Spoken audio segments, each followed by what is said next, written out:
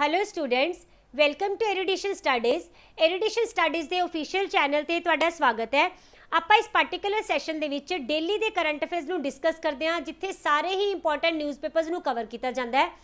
तुसी इंडिया के किसी भी एग्जाम की तैयारी कर रहे हो, मार्क माई वर्ड्स, मैं हमेशा बोलती हाँ कि ये वाले सैशन तुहाडे लई मोस्ट इंपॉर्टेंट सैशन रहने वाले है, इसलिए इन्होंने डेली अटेंड कराया करो एंड मैक्सिमम जो स्टडी ग्रुप है उन्हें शेयर कराया करो सो दैट कि आप ज़्यादा तो ज़्यादा स्टूडेंट्स नूं रीच कर सकीए। ओके, अज आप 23 एंड 24 ऑफ जून 2021 के करंट अफेयर्स नूं करांगे। तुहानूं पता होएगा आप एक ना सीरीज़ स्टार्ट की सी पंजाब दे इंपॉर्टेंट करंट अफेयर्स की, जिस दे विच आप जनवरी तो लैके एंड मई 2021 के सारे ही करंट अफेयर्स नूं कवर किया सी। ओके, और एदे आप टोटल 3 पार्ट लैके आए सी।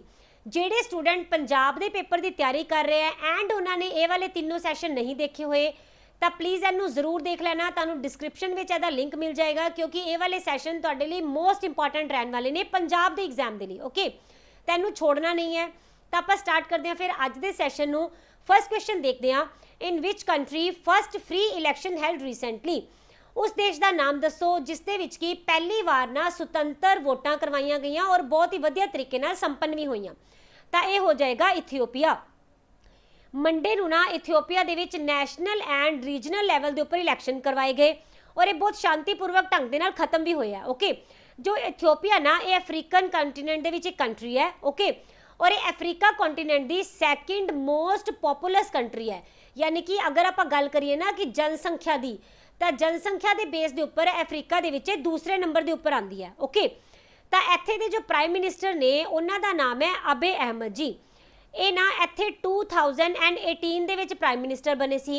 उदों इन्होंने जनता दे नाल वादा किया सीगा कि मैं इत्थे की लैके आऊँगा, डेमोक्रेसी लैके आऊँगा, जिहड़ी कि इत्थे काफ़ी टाइम तो गायब है। ओके, तो हुण इन्होंने अपना यही वाला वादा पूरा किया है और ये की लैके आए ने, हुण इत्थे फ्री दे विच इलैक्शन करवाया इन्होंने, यानी कि डेमोक्रेसी वाल इन्होंने अपना पहला कदम उठा दिता है। ओके, हुण देखो अगर तुसीं इथियोपिया की लोकेशन देखोगे तो राइट साइड तुहानूं अफ्रीकन कंटीनेंट का मैप दिख रहा होगा। इत्थे जो रेड कलर के मार्क है ये है इथियोपिया। ओके, और इथियोपिया किदां दी कंट्री लग रही है तुहानूं? ये है एक लैंडलॉक कंट्री। आपां हर बार करते हैं लैंडलॉक कंट्री किहड़ी हुंदी है, जिसदे कि चारों पासे किते भी तुहानूं ओशन नहीं मिलता। ओके, यानी कि चारों पासे तुहानूं जमीन यानी कि देश ही दिखणगे, ये हुंदी है लैंडलॉक कंट्री। ओके, इत्थे तुहानूं दिख रही होएगी एक ऐदां दी सिंह वर्गी शेप, राइट। ये की हैगा, इहनूं ना सिंह दी शेप होने के कारण ही बोलिया जाता है हॉर्न ऑफ अफ्रीका। ये बहुत ही ज़्यादा इंपॉर्टेंट है, काफ़ी बार पेपर दे विच पूछा गया, तो तुसीं याद रखना। पेपर विच पूछा कि जाता है कि जो हॉर्न ऑफ अफ्रीका ना इहदे विच किहड़े-किहड़े देश है जो शामिल होंदे हैं। ओके, तो इहनूं तुसीं याद रखोगे सीड दे नाल, सीड मतलब बीज है ना। एस दे उपर आ जाएगा सोमालिया एंड ई दे उपर आएगा इरीट्रिया, दैन ई ते इथियोपिया जिथे कि इस बारी पहली बार इलैक्शन होए, एंड डी ते आ जाएगा जिबूती। जिबूती दे विच जो डी है ना वो साइलेंट होएगा, ठीक है, बाकी वाले जो वर्ड्स है उनके नाल बनेगा जिबूती। ऑलराइट, ये इंपॉर्टेंट है, इनू जरूर याद रखना। एंड जिहड़ा इरीट्रिया है ना इहदे चारों पासे तुहानूं मैं दस्सिया सीगा कि कंट्रीज़ है, इहदे ना उपर नॉर्थ दे विच एक कंट्री है जिसका नाम है एरीट्रिया, ठीक है। और एरीट्रिया ऐदां दी जगह है जिथे ना बॉर्डर के उपर हमेशा ही बहुत अनरैस्ट रहिंदी है, यानी कि इत्थे कभी भी शांति नहीं हुंदी, ठीक है। तो फिर इत्थे दे जो इथियोपिया के प्राइम मिनिस्टर ने कौन, अबे अहमद जी, इन्होंने इत्थे पीस लैके आने लई, शांति लैके आने लई वर्ल्ड लैवल के उपर बहुत ही ज़्यादा सराहनापूर्वक काम किए। और इसे संदर्भ दे विच ना इन्हों 2019 दे विच बहुत ही वड्डा सन्मान मिलिया, किहड़े वाला, नोबल पीस प्राइज़ दे नाल इन्हों सन्मानित किया गया। इस तरह आप कह सकते हैं कि जो इथियोपिया के प्राइम मिनिस्टर हैगे ने अबे अहमद जी, ये सिर्फ इथियोपिया के लिए नहीं बल्कि वर्ल्ड के विच भी फेमस पर्सनैलिटी हैगे आ। ओके, तो यह भी तुसीं याद रखोगे 2019 का इन्होंने की मिलिया सीगा पीस प्राइज़। ओके, नोबल वाला। अगर आप कैपिटल देखिए तो हो जाएगी एडिस अबाबा, प्रेसिडेंट रहेंगे सैले वर्क जेवडे एंड करेंसी हो जाएगी बिर। ओके, देखो इथियोपिया एंड इंडिया की अगर आप रिलेशन की गल करते हैं तो इन्होंने दोनों के रिलेशन बहुत ही ब्यूटीफुल है। इंडिया के जो टॉप ट्रेड इन्वेस्टमेंट के पार्टनर्स है ना, या फिर आप कह सकते हैं कि इन्हों की डेवलपमेंट के जोड़े भी पार्टनर है इंडिया के, उन्होंने विचों ना इथियोपिया भी टॉप मोस्ट कंट्रीज़ विचों एक आंदा है। तुसीं कह सकते हो कि तीसरे नंबर के उपर ये अपने ट्रेडिंग पार्टनर के रूप में बाहर आया हुआ है। ओके, हुण देखो आप 2019 की अगर एक रिपोर्ट की गल करिए ना, तो इंडिया ने 2019 के इथियोपिया के नाल 1 तो लैके 1.5 ਬਿਲੀਅਨ ਡਾਲਰ ਦਾ ਜੋ ਹੈ ਨਾ ਟ੍ਰੇਡ ਕੀਤਾ ਸੀ। ਤਾਂ ਤੁਸੀਂ ਕਹਿ ਸਕਦੇ ਹੋ ਕਿ ਟ੍ਰੇਡ ਦੇ ਪੁਆਇੰਟ ਆਫ ਵਿਊ ਦੇ ਨਾਲ ਇੰਡੀਆ ਦੇ ਲਈ ਇਥੀਓਪੀਆ ਬਹੁਤ ਹੀ ਜ਼ਿਆਦਾ ਇੰਪੋਰਟੈਂਟ ਪਾਰਟਨਰ ਹੈ। ਓਕੇ, ਨੇਮ ਦਾ ਸਵੀਡਿਸ਼ ਪੀਐਮ ਹੂ ਲੋਸ ਹਿਸਟੋਰਿਕ ਨੋ ਕੌਨਫੀਡੈਂਸ ਵੋਟ। ਸਵੀਡਨ ਦੇ ਉਸ ਪ੍ਰਾਈਮ ਮਿਨਿਸਟਰ ਦਾ ਨਾਮ ਦੱਸੋ ਜਿਸਨਾਂ ਨੇ ਕਿ ਹੁਣੇ ਕੀ ਹਾਰ ਲਿਆ ਆ, ਨੋ ਕੌਨਫੀਡੈਂਸ ਵੋਟ ਹਾਰ ਲਿਆ। ਓਕੇ, ਇਹਨਾਂ ਦਾ ਨਾਮ ਹੋ ਜਾਏਗਾ ਸਟੀਫਨ ਲੈਫਮੈਨ। ਆਲਰਾਈਟ, ਦੇਖੋ ਜੋ ਸਟੀਫਨ ਲੈਫਮੈਨ ਜੀ ਹੈ, ਇਹਨਾਂ ਦੇ ਖਿਲਾਫ ਨੋ ਕੌਨਫੀਡੈਂਸ ਮੋਸ਼ਨ ਕੌਣ ਲੈ ਕੇ ਆਇਆ ਸੀ? ਓਪੋਜੀਸ਼ਨ। ਰਾਈਟ, ਜਿਵੇਂ ਕਿ ਆਪਣੇ ਦੇਸ਼ ਦੇ ਵਿੱਚ ਹੁੰਦਾ ਹੈ ਐਦਾਂ ਹੀ ਇਹਦੇ ਵੀ ਓਪੋਜੀਸ਼ਨ ਵੱਲੋਂ ਹੀ ਲਿਆਂਦਾ ਗਿਆ। ਐਂਡ ਜੋ ਲੈਫਮੈਨ ਜੀ ਹੈ, ਇਹਨਾਂ 2014 ਤੋਂ ਸਵੀਡਨ ਦੇ ਵਿੱਚ ਐਜ਼ ਅ ਪ੍ਰਾਈਮ ਮਿਨਿਸਟਰ ਆਪਣੀਆਂ ਸੇਵਾਵਾਂ ਦੇ ਰਿਹਾ ਹੈ ਔਰ ਇਹ ਪਹਿਲੇ ਐਦਾਂ ਦੇ ਸਵੀਡਿਸ਼ ਪ੍ਰਾਈਮ ਮਿਨਿਸਟਰ ਬਣੇ ਹੈ ਜਿਨ੍ਹਾਂ ਦੇ ਅਗੇਂਸਟ ਨੋ ਕੌਨਫੀਡੈਂਸ ਮੋਸ਼ਨ ਆਇਆ ਐਂਡ ਇਹਦੇ ਵਿੱਚ ਕੀ ਹੋ ਗਏ ਨੇ? ਹਾਰ ਗਏ ਨੇ। ਓਕੇ, ਹੁਣ ਇਹਨਾਂ ਦੇ ਕੋਲ ਸਿਰਫ ਦੋ ਰਸਤੇ ਬਚਦੇ ਆ, ਜਾਂ ਤਾਂ ਇਹ ਕਰਵਾਉਣਗੇ ਸਨੈਪ ਇਲੈਕਸ਼ਨ, ਯਾਨੀ ਕਿ ਜਿੰਨਾ ਇਹਨਾਂ ਦਾ ਟਾਈਮ ਰਹਿ ਗਿਆ ਉਹਦੇ ਲਈ ਇੱਕ ਵਾਰੀ ਦੁਬਾਰਾ ਤੋਂ ਇਲੈਕਸ਼ਨ ਕਰਵਾਏ ਜਾਣਗੇ, ਜਾਂ ਫਿਰ ਇਹ ਕੀ ਕਰਨਗੇ? ਆਪਣਾ ਅਸਤੀਫਾ ਦੇ ਦੇਣਗੇ। ਓਕੇ, ਹਾਲੇ ਤੱਕ ਇਹ ਡਿਸਾਈਡ ਨਹੀਂ ਕੀਤਾ ਗਿਆ ਕਿ ਕਿਹੜਾ ਰਸਤਾ ਅਪਣਾਉਣਗੇ। ਜਿਵੇਂ ਹੀ ਅਪਡੇਟ ਮਿਲੇਗੀ ਮੈਂ ਤੁਹਾਨੂੰ ਜ਼ਰੂਰ ਇਹਦੇ ਨਾਲ ਡਿਸਕਸ ਕਰੂੰਗੀ। ਓਕੇ, ਔਰ ਹਾਂ, ਇਹਦੇ ਵਿੱਚ ਆਪਾਂ ਨੂੰ ਇਹ ਦੇਖਣਾ ਬਹੁਤ ਜ਼ਰੂਰੀ ਹੈ ਕਿ ਸਵੀਡਨ ਦੇ ਵਿੱਚ ਇਹੋ ਜਿਹਾ ਕੀ ਹੋਇਆ ਕਿ ਇਹਨਾਂ ਦੇ ਖਿਲਾਫ ਅਵਿਸ਼ਵਾਸ ਮਤ ਆਇਆ। ਦੇਖੋ ਜੋ ਸਵੀਡਨ ਕੰਟਰੀ ਹੈ ਨਾ, ਇੱਥੇ ਰੈਂਟ ਬਹੁਤ ਜ਼ਿਆਦਾ ਹੁੰਦਾ ਹੈ। ਓਕੇ, ਇੱਕ ਫੈਮਿਲੀ ਨੂੰ ਕਰੀਬ 50 ਤੋਂ ਲੈ ਕੇ ਔਰ 55,000 ਤੱਕ ਰੈਂਟ ਪੇ ਕਰਨਾ ਪੈਂਦਾ ਹੈ ਪਰ ਮੰਥ ਇੱਕ ਅਪਾਰਟਮੈਂਟ ਦੇ ਲਈ। ਓਕੇ, ਤਾਂ ਹੁਣ ਨਾ ਲੋਫਨ ਜੀ ਇੱਕ ਪ੍ਰੋਜੈਕਟ ਲੈ ਕੇ ਆਉਣਾ ਚਾਹੁੰਦੇ ਸੀ ਜਿਸ ਦੇ ਵਿੱਚ ਕੀ ਚਾਹੁੰਦੇ ਸੀ ਕਿ ਜੋ ਰੈਂਟ ਕੰਟਰੋਲ ਹੈ ਨਾ, ਇਹਦੇ ਰਿਫਾਰਮਸ ਕੀਤਾ ਜਾ ਸਕੇ। ਇਹਦੇ ਵਿੱਚ ਰੈਂਟ ਕੰਟਰੋਲ ਮਤਲਬ ਦੇਖੋ ਸਵੀਡਨ ਦੇ ਵਿੱਚ ਜੋ ਹਾਊਸ ਮਾਰਕੀਟਿੰਗ ਹੈ ਨਾ, ਇਹਨਾਂ ਨੂੰ ਫ੍ਰੀ ਨਹੀਂ ਛੱਡਿਆ ਜਾਂਦਾ, ਇਹਦੇ ਵਿੱਚ ਇਹਨਾਂ ਦੇ ਉੱਪਰ ਸਰਕਾਰ ਦਾ ਸਖਤ ਨਿਯੰਤਰਣ ਰਹਿੰਦਾ ਹੈ। ਓਕੇ, ਤਾਂ ਕਿ ਜ਼ਿਆਦਾ ਕੀਮਤਾਂ ਨਾ ਵੱਧ ਸਕਣ। ਸਮਝ ਗਏ? ਤਾਂ ਹੁਣ ਜੋ ਇਹ ਲੋਫਨ ਜੀ ਹੈ, ਇਹਨਾਂ ਨੇ ਕੀ ਕਿਹਾ ਕਿ ਅਸੀਂ ਰਿਫਾਰਮ ਲੈ ਕੇ ਆਵਾਂਗੇ ਜਿਹਦੇ ਵਿੱਚ ਨਾ ਅਸੀਂ ਮਕਾਨ ਮਾਲਿਕਾਂ ਨੂੰ ਨਾ ਬਿਲਕੁਲ ਫ੍ਰੀ ਕਰ ਦੇਣਾ।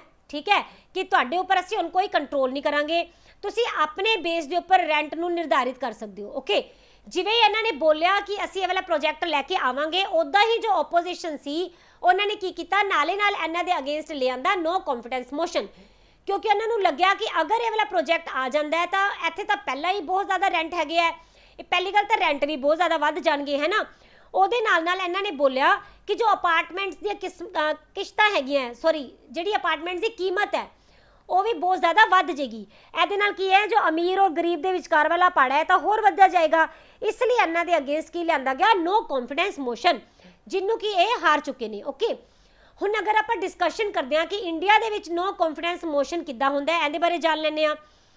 ਪਹਿਲੀ ਗੱਲ ਤਾਂ ਇਹ ਕਿ ਇੰਡੀਆ ਦੇ ਵਿੱਚ ਵੀ ਇਹ ਕੌਣ ਲੈ ਕੇ ਆਉਂਦਾ ਹੈ? Opposition party. ਓਕੇ, ਜਦੋਂ ਉਹਨੂੰ ਇਹ ਲੱਗਦਾ ਹੈ ਕਿ ਜੋ ਸਰਕਾਰ ਨਾਲ ਰੂਲਿੰਗ ਹੈਗੀ ਹੈ ਉਹਦੀ ਪਾਰਟੀ ਦੇ ਵਿੱਚੋਂ ਕੁਝ ਲੋਕ ਐਦਾਂ ਦੇ ਨੇ ਜੋ ਕਿ ਹੁਣ ਇਸ ਪਾਰਟੀ ਦੇ ਵਿੱਚ ਰਹਿਣਾ ਨਹੀਂ ਚਾਹੁੰਦੇ, ਇਹਨਾਂ ਦੇ ਨਾਲ ਹੁਣ ਸਹਿਮਤ ਨਹੀਂ ਹੈਗੇ ਔਰ ਇਸ ਪਾਰਟੀ ਦੇ ਕੋਲ ਹੁਣ ਨਾ ਬਹੁਮਤ ਨਹੀਂ ਰਹਿ ਗਿਆ। ਠੀਕ ਹੈ, ਤਾਂ ਫਿਰ ਉਦੋਂ ਹੀ ਓਪੋਜੀਸ਼ਨ ਪਾਰਟੀ ਕੀ ਕਰਦੀ ਹੈ, ਇਹਨਾਂ ਦੇ ਅਗੇਂਸਟ ਲੈ ਕੇ ਆਉਂਦੀ ਹੈ ਨੋ ਕੌਨਫੀਡੈਂਸ ਮੋਸ਼ਨ। ਇਹਦੇ ਵਿੱਚ ਚੈਲੰਜ ਕੀਤਾ ਜਾਂਦਾ ਹੈ ਰੂਲਿੰਗ ਪਾਰਟੀ ਨੂੰ ਕਿ ਤੁਸੀਂ ਨਾ ਅੰਦਰ ਆਓ ਔਰ ਆਪਣਾ ਜੋ ਬਹੁਮਤ ਹੈ ਇਹਨੂੰ ਸਾਬਿਤ ਕਰਕੇ ਦਿਖਾਓ। ਤਾਂ ਫਿਰ ਉੱਥੇ ਕੀ ਹੁੰਦਾ ਵੈ, ਅੰਦਰ ਵੋਟਾਂ ਪਾਈਆਂ ਜਾਂਦੀਆਂ ਪਾਰਲੀਮੈਂਟ ਦੇ ਵਿੱਚ ਔਰ ਉੱਥੇ ਫਿਰ ਅਗਰ ਤਾਂ ਮੰਨ ਲਓ ਇਹ ਵਾਲੀ ਸਰਕਾਰ ਜਿੱਤ ਜਾਂਦੀ ਹੈ ਕਿ ਇਹਨਾਂ ਦੇ ਜੋ ਸਾਥੀ ਹੈਗੇ ਆ ਇਹਨਾਂ ਦੇ ਫੇਵਰ ਦੇ ਵਿੱਚ ਹੀ ਵੋਟ ਪਾ ਦਿੰਦੇ ਆ, ਫਿਰ ਤਾਂ ਇਹ ਵਾਲੀ ਸਰਕਾਰ ਉਦਾਂ ਦੀ ਉਦਾਂ ਹੀ ਕਾਬਜ਼ ਰਹਿ ਜਾਏਗੀ ਕੁਰਸੀ ਦੇ ਉੱਪਰ। ਅਗਰ ਮੰਨ ਲਓ ਐਦਾਂ ਨਹੀਂ ਹੁੰਦਾ, ਉਹ ਇਹ ਸਰਕਾਰ ਹਾਰ ਜਾਂਦੀ ਹੈ, ਤਾਂ ਫਿਰ ਕੀ ਹੁੰਦਾ ਹੈ, ਫਿਰ ਇਹ ਜੋ ਸਰਕਾਰ ਹੁੰਦੀ ਹੈ ਇਹਨੂੰ ਕੀ ਕਰਨਾ ਪੈਂਦਾ ਹੈ, ਆਪਣੇ ਮੰਤਰੀ ਮੰਡਲ ਦੇ ਸਮੇਤ ਨਾ ਅਸਤੀਫਾ ਦੇਣਾ ਪੈਂਦਾ ਹੈ। ਓਕੇ, ਇਹ ਹੁੰਦੀ ਹੈ ਨੋ ਕੌਨਫੀਡੈਂਸ ਮੋਸ਼ਨ ਦੀ ਪਾਵਰ। ਅਗਰ ਆਪਾਂ ਨੂੰ ਪੁੱਛਿਆ ਜਾਏ ਕਿ ਜੋ ਨੋ ਕੌਨਫੀਡੈਂਸ ਮੋਸ਼ਨ ਹੁੰਦਾ ਹੈ ਇਹ ਕਿਹੜੇ ਐਦਾਂ ਦਾ ਮਤਲਬ ਸੰਸਦ ਦਾ ਸਦਨ ਹੈ ਜਿਹਦੇ ਵਿੱਚ ਕੀ ਲੈ ਕੇ ਆਇਆ ਜਾਂਦਾ ਹੈ, ਤਾਂ ਇਹ ਹਮੇਸ਼ਾ ਹੀ ਲੋਕ ਸਭਾ ਦੇ ਵਿੱਚ ਲੈ ਕੇ ਆਇਆ ਜਾਏਗਾ, ਇਹ ਤੁਸੀਂ ਯਾਦ ਰੱਖਣਾ। ਓਕੇ, ਯਾਨੀ ਕਿ ਰਾਜ ਸਭਾ ਦੇ ਵਿੱਚ ਕਦੇ ਵੀ ਨਹੀਂ ਆਏਗਾ। ਔਰ ਦੂਸਰੀ ਗੱਲ, ਅਗਰ ਕਿਸੇ ਆਪੋਜੀਸ਼ਨ ਪਾਰਟੀ ਨੇ ਇਹ ਵਾਲਾ ਮੋਸ਼ਨ ਲੈ ਕੇ ਆਣਾ ਹੈ ਤਾਂ ਐਦਾਂ ਨਹੀਂ ਹੈਗਾ ਕਿ ਅੱਜ ਇਹਨਾਂ ਨੇ ਡਿਸਾਈਡ ਕੀਤਾ ਜੀ ਔਰ ਹੁਣੇ ਇਹਨਾਂ ਨੇ ਫਟਾਫਟ ਬੋਲਤਾ ਲਓ ਜੀ ਆ ਲਿਆ ਤੁਹਾਡਾ ਨੋ ਕੌਨਫੀਡੈਂਸ ਮੋਸ਼ਨ ਤੇ ਇਹਨੂੰ ਤੁਸੀਂ ਪਾਸ ਕਰਕੇ ਦਿਖਾਓ, ਐਦਾਂ ਨਹੀਂ ਹੁੰਦਾ। ਇਹਦੇ ਵਿੱਚ ਇਹਨਾਂ ਨੂੰ ਘੱਟੋ ਘੱਟ 50 ਵੋਟਾਂ ਲੈ ਕੇ ਆਉਣੀਆਂ ਪੈਂਦੀਆਂ ਲੋਕ ਸਭਾ ਦੀਆਂ। 50 ਜਦੋਂ ਪਰਸਨ ਸਾਈਨ ਕਰ ਦਿੰਦੇ ਆ ਫਿਰ ਜਾ ਕੇ ਇਹ ਆਪਣਾ ਨੋ ਕੌਨਫੀਡੈਂਸ ਮੋਸ਼ਨ ਪੇਸ਼ ਕਰ ਸਕਦੇ ਆ, ਅਦਰਵਾਈਜ਼ ਨਹੀਂ। ਓਕੇ, ਯਾਨੀ ਕਿ ਇੰਨੀ ਸਹਿਮਤੀ ਇਹਨਾਂ ਨੂੰ ਲੈ ਕੇ ਆਉਣੀ ਪੈਂਦੀ ਹੈ। ਤਾਂ ਅਗਰ ਸਵੀਡਨ ਦੀ ਗੱਲ ਕਰੀਏ ਤਾਂ ਇਹਦੀ ਕੈਪੀਟਲ ਹੋ ਜਾਏਗੀ ਸਟਾਕਹੋਮ। ਮੋਨਾਰਕ ਰਹਿਣਗੇ ਕਾਰਲ 16 ਗੁਸਤਾਵ, ਪ੍ਰਾਈਮ ਮਿਨਿਸਟਰ ਰਹਿਣਗੇ ਸਟੀਫਨ ਲੋਫਨ ਜੀ ਐਂਡ ਹਾਲੇ ਤੱਕ ਕਿਉਂਕਿ ਇਹੀ ਨੇ, ਹੈ ਨਾ।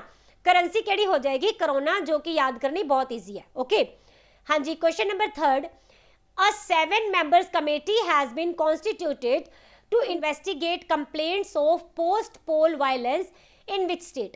ਆਪਾਂ ਦੱਸਣਾ ਹੈ ਕਿ ਕੋਈ ਰਾਜ ਹੈ ਜਿੱਥੇ ਕਿ ਇਲੈਕਸ਼ਨ ਹੋਏ ਉਸ ਤੋਂ ਬਾਅਦ ਕਾਫੀ ਜ਼ਿਆਦਾ ਵੱਡੀ ਮਾਤਰਾ ਦੇ ਵਿੱਚ ਹਿੰਸਾ ਹੋਈ। ਓਕੇ, ਔਰ ਐਸੇ ਹਿੰਸਾ ਦੇ ਪਿੱਛੇ ਕੌਣ ਸੀ ਇਹਦੀ ਇਨਵੈਸਟੀਗੇਸ਼ਨ ਕਰਨ ਦੇ ਲਈ ਇੱਕ 7 ਮੈਂਬਰੀ ਕਮੇਟੀ ਬਣਾਈ ਗਈ ਹੈ। ਤਾਂ ਇਹ ਦੱਸਣਾ ਇਹ ਕਿਹੜੀ ਸਟੇਟ ਸੀ ਜਿੱਥੇ ਇਲੈਕਸ਼ਨ ਤੋਂ ਬਾਅਦ ਹਿੰਸਾ ਕਰਵਾਈ ਗਈ ਸੀ। ਤਾਂ ਇਹ ਹੋ ਜਾਏਗਾ ਵੈਸਟ ਬੰਗਾਲ। ਓਕੇ, ਦੇਖੋ ਵੈਸਟ ਬੰਗਾਲ ਦੀਆਂ ਜਦੋਂ ਹਾਲ ਹੀ ਦੇ ਵਿੱਚ ਚੋਣਾਂ ਹੋਈਆਂ ਉਸ ਟਾਈਮ ਤੇ ਬਹੁਤ ਹੀ ਜ਼ਿਆਦਾ ਹਿੰਸਕ ਘਟਨਾਵਾਂ ਹੋਈਆਂ ਸੀ ਔਰ ਐਸੇ ਦੀ ਪੜਤਾਲ ਕਰਨ ਦੇ ਲਈ ਇੱਕ 7 ਮੈਂਬਰੀ ਕਮੇਟੀ ਦਾ ਗਠਨ ਕੀਤਾ ਗਿਆ। ਤਾਂ ਪਹਿਲਾਂ ਪੁੱਛਿਆ ਜਾਏਗਾ ਕਿ ਇਹ ਜੋ ਕਮੇਟੀ ਹੈ ਇਹਨੂੰ ਬਣਾਇਆ ਕਿਸਨੇ ਹੈ। ਤਾਂ ਇਹ ਬਣਾਇਆ ਗਿਆ ਨੈਸ਼ਨਲ ਹਿਊਮਨ ਰਾਈਟਸ ਕਮਿਸ਼ਨ ਵੱਲੋਂ। ਓਕੇ, ਔਰ ਇਹਦੇ ਨਾਲ ਜੋ ਚੇਅਰਪਰਸਨ ਹੈਗੇ ਆ ਉਹਨਾਂ ਨੇ ਹੀ ਇਸ ਕਮੇਟੀ ਦਾ ਗਠਨ ਕੀਤਾ। ਉਹਨਾਂ ਦਾ ਨਾਮ ਹੈ ਅਰੁਣ ਮਿਸ਼ਰਾ ਜੀ। ਆਲਰਾਈਟ, ਔਰ ਇਹ ਜੋ NHRC ਹੈ ਇਹਨਾਂ ਨੂੰ ਕਿੰਨੇ ਇਹ ਆਰਡਰ ਦਿੱਤੇ ਸੀ ਕਿ ਇਸ 7 ਮੈਂਬਰੀ ਕਮੇਟੀ ਦਾ ਗਠਨ ਕੀਤਾ ਜਾਏ। ਤਾਂ ਇਹ ਦਿੱਤੇ ਸੀ ਕੋਲਕਾਤਾ ਦੀ ਹਾਈ ਕੋਰਟ ਨੇ। ਓਕੇ, ਕਿਉਂਕਿ ਇਹਨਾਂ ਨੇ ਬੋਲਿਆ ਕਿ ਤੁਹਾਨੂੰ ਪਤਾ ਹੋਏਗਾ ਕਿ ਤੁਸੀਂ ਟੀਵੀ 'ਚ ਵੀ ਦੇਖਿਆ ਹੋਣਾ ਹੈ ਕਿ ਜਦੋਂ ਵੈਸਟ ਬੰਗਾਲ ਦੀਆਂ ਵੋਟਾਂ ਤੋਂ ਬਾਅਦ ਇਲੈਕਸ਼ਨ ਦਾ ਰਿਜ਼ਲਟ ਆਇਆ ਨਾ ਉਦੋਂ ਉੱਥੇ ਹਾਲ ਕੀ ਸੀ, ਹੈ ਨਾ। ਔਰ ਇਹ ਜੋ ਹਾਈ ਕੋਰਟ ਹੈ ਇਹਨਾਂ ਨੇ ਹੁਣ ਬੋਲਿਆ ਵਾ ਕਿ ਤੁਸੀਂ ਇਹ ਪਤਾ ਕਰੋ, ਇਹਦੀ ਜਾਂਚ ਕਰੋ ਕਿ ਇਹਦੇ ਪਿੱਛੇ ਕਿਹੜੇ ਲੋਕ ਹੈ ਤੇ ਇਸ ਕਮੇਟੀ ਦੀ ਰਿਕਮੈਂਡੇਸ਼ਨ ਤੋਂ ਬਾਅਦ ਇਹਦੀ ਰਿਪੋਰਟ ਤੋਂ ਬਾਅਦ ਉਹਨਾਂ ਦੇ ਅਗੇਂਸਟ ਕਾਰਵਾਈ ਕੀਤੀ ਜਾਏਗੀ। ਓਕੇ, ਤਾਂ ਇੱਥੇ ਇੰਪੋਰਟੈਂਟ ਕੀ ਹੋ ਜਾਂਦਾ ਹੈ, ਇੰਪੋਰਟੈਂਟ ਹੋ ਜਾਂਦਾ ਹੈ NHRC ਯਾਨੀ ਕਿ ਨੈਸ਼ਨਲ ਹਿਊਮਨ ਰਾਈਟ ਕਮਿਸ਼ਨ, ਜੋ ਕਿ ਤੁਹਾਡੇ ਪੇਪਰ ਪੁਆਇੰਟ ਆਫ ਵਿਊ ਨਾਲ ਕਾਫੀ ਇੰਪੋਰਟੈਂਸ ਰੱਖੇਗਾ। ਤਾਂ ਧਿਆਨ ਨਾਲ ਸਮਝ ਰਹਿਣਾ। ਓਕੇ, ਇਹਦੀ ਅਗਰ ਆਪਾਂ ਕੰਪੋਜੀਸ਼ਨ ਦੀ ਗੱਲ ਕਰਦੇ ਹਾਂ ਤਾਂ ਨੈਸ਼ਨਲ ਹਿਊਮਨ ਰਾਈਟ ਕਮਿਸ਼ਨ ਦੇ ਵਿੱਚ ਇੱਕ ਤਾਂ ਚੇਅਰਮੈਨ ਹੀ ਹੁੰਦਾ ਹੈ, ਰਾਈਟ, ਜਿਨ੍ਹਾਂ ਦਾ ਮੈਂ ਤੁਹਾਨੂੰ ਹੁਣੇ ਨਾਮ ਦੱਸਿਆ ਸੀ ਅਰੁਣ ਮਿਸ਼ਰਾ ਜੀ। ਉਹਨਾਂ ਦੇ ਨਾਲ 5 ਮੈਂਬਰ ਹੁੰਦੇ ਨੇ ਜੋ ਕਿ ਐਕਸ ਆਫੀਸ਼ੀਅਲ ਚੇਅਰਮੈਨ ਨੂੰ ਵੀ ਐਕਸਕਲੂਡ ਕਰਕੇ ਹੁੰਦੇ ਨੇ। ਓਕੇ, ਇਹ ਯਾਦ ਰੱਖਣਾ। ਹੁਣ ਦੇਖੋ ਇਹਦੇ ਵਿੱਚ ਜੋ ਚੇਅਰਮੈਨ ਹੈ ਉਹ ਕੌਣ ਹੋਣਗੇ, ਕੋਈ ਵੀ ਚੀਫ ਜਸਟਿਸ ਆਫ ਇੰਡੀਆ ਜਾਂ ਫਿਰ ਜੱਜ ਆਫ ਸੁਪਰੀਮ ਕੋਰਟ, ਪਹਿਲੀ ਗੱਲ। ਦੂਸਰਾ, ਇਹਨਾਂ ਦੇ ਵਿੱਚ ਇੱਕ ਮੈਂਬਰ ਜੋ ਹੁੰਦਾ ਹੈ ਉਹ ਹੋਏਗਾ ਜੱਜ of supreme court of India, ਦੂਸਰਾ ਹੋਏਗਾ chief justice of high court. ਔਰ ਜਿਹੜੇ ਬਾਕੀ 3 ਮੈਂਬਰ ਬਚੇ ਉਹਨਾਂ ਦੇ ਵਿੱਚੋਂ ਘੱਟੋ ਘੱਟ ਇੱਕ ਵਿਮਨ ਮੈਂਬਰ ਦਾ ਹੋਣਾ ਬਹੁਤ ਜ਼ਿਆਦਾ ਜ਼ਰੂਰੀ ਹੁੰਦਾ ਹੈ। ਔਰ ਇਹ ਵਾਲੇ ਮੈਂਬਰ ਜੋ 3 ਹੁੰਦੇ ਆ ਨਾ, ਯਾਨੀ ਇੱਕ ਵੈਮਨ ਔਰ 2 ਮੈਨ, ਇਹਨਾਂ ਦੇ ਵਿੱਚੋਂ ਉਹ ਵਾਲੇ ਪਰਸਨ ਨੂੰ ਚੂਜ਼ ਕੀਤਾ ਜਾਂਦਾ ਹੈ ਜਿਨ੍ਹਾਂ ਨੂੰ ਕਿ ਪ੍ਰੈਕਟੀਕਲ ਐਕਸਪੀਰੀਅੰਸ ਹੁੰਦਾ ਹੈ ਹਿਊਮਨ ਰਾਈਟਸ ਦੇ ਰਿਲੇਟਿੰਗ, ਰਾਈਟ। ਤਾਂ ਇਹ ਤੁਸੀਂ ਯਾਦ ਰੱਖੋਗੇ। ਐਂਡ ਉਸ ਤੋਂ ਬਾਅਦ ਇੱਥੇ ਤੁਸੀਂ ਦੇਖੋ ਜੋ ਚੇਅਰਪਰਸਨ ਹੁੰਦੇ ਆ ਜਾਂ ਫਿਰ ਜੋ ਮੈਂਬਰ ਹੁੰਦੇ ਆ NHRC ਦੇ, ਇਹਨਾਂ ਨੂੰ ਅਪਾਇੰਟ ਕੀਤਾ ਕਿੰਦੇ ਵੱਲੋਂ ਜਾਂਦਾ ਹੈ, ਪ੍ਰੈਸੀਡੈਂਟ ਆਫ ਇੰਡੀਆ ਵੱਲੋਂ। ਓਕੇ, ਤੇ ਰეკਮੈਂਡੇਸ਼ਨ ਕਿੰਦੀ ਲਈ ਜਾਂਦੀ ਹੈ, ਇੱਕ ਐਦਾਂ ਦੀ ਕਮੇਟੀ ਬਣਾਈ ਜਾਂਦੀ ਹੈ ਜਿੰਦੀ ਰეკਮੈਂਡੇਸ਼ਨ ਦੇ ਉੱਪਰ ਇਹਨਾਂ ਦੀ ਨਿਯੁਕਤੀ ਕੀਤੀ ਜਾਂਦੀ ਹੈ। ਇਸ ਕਮੇਟੀ ਦੇ ਵਿੱਚ ਇੱਕ ਤਾਂ ਹੋ ਜਾਣਗੇ ਪ੍ਰਾਈਮ ਮਿਨਿਸਟਰ ਜੋ ਕਿ ਇਹਦੇ ਕਮੇਟੀ ਦੇ ਚੇਅਰਪਰਸਨ ਹੁੰਦੇ ਨੇ, ਠੀਕ ਹੈ। ਦੂਸਰੇ ਹੋ ਜਾਣਗੇ ਹੋਮ ਮਿਨਿਸਟਰ, ਤੀਸਰੇ ਹੋ ਜਾਣਗੇ ਲੀਡਰ ਆਫ ਆਪੋਜੀਸ਼ਨ ਜੋ ਕਿ ਲੋਕ ਸਭਾ ਦੇ ਵਿੱਚ ਹੋਣਗੇ, ਦੈਨ ਲੀਡਰ ਆਫ ਆਪੋਜੀਸ਼ਨ ਰਾਜ ਸਭਾ ਦੇ ਵਿੱਚ, ਦੈਨ ਸਪੀਕਰ ਜੋ ਕਿ ਲੋਕ ਸਭਾ ਦੇ ਵਿੱਚ ਹੋਣਗੇ, ਦੈਨ ਡਿਪਟੀ ਚੇਅਰਮੈਨ ਆਫ ਦਾ ਰਾਜ ਸਭਾ।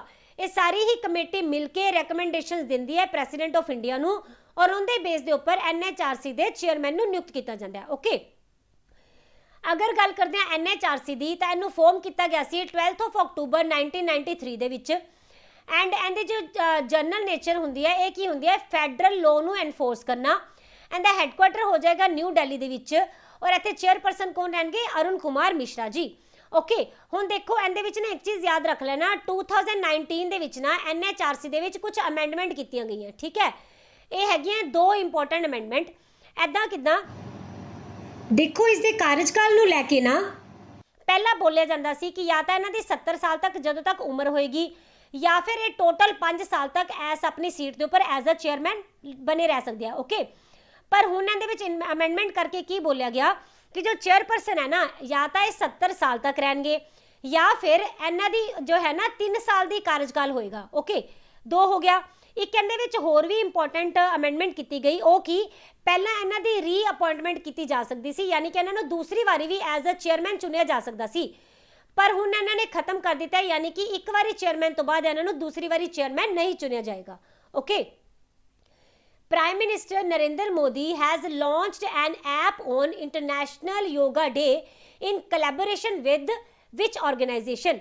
ਆਪਾਂ ਇੱਥੇ ਦੱਸਣਾ ਹੈ ਕਿ ਆਪਣੇ ਦੇਸ਼ ਦੇ ਪ੍ਰਧਾਨ ਮੰਤਰੀ ਨਰਿੰਦਰ ਮੋਦੀ ਜੀ ਨੇ ਇੱਕ ਐਪ ਲਾਂਚ ਕੀਤੀ ਜਦੋਂ ਇੰਟਰਨੈਸ਼ਨਲ ਯੋਗਾ ਡੇ ਮਨਾਇਆ ਗਿਆ। ਓਕੇ, ਆਪਾਂ ਦੱਸਣਾ ਹੈ ਕਿ ਕਿਹੜੀ ਆਰਗੇਨਾਈਜੇਸ਼ਨ ਦੇ ਨਾਲ ਮਿਲ ਕੇ ਇਹਨਾਂ ਨੇ ਇਸ ਐਪ ਨੂੰ ਲਾਂਚ ਕੀਤਾ ਸੀ।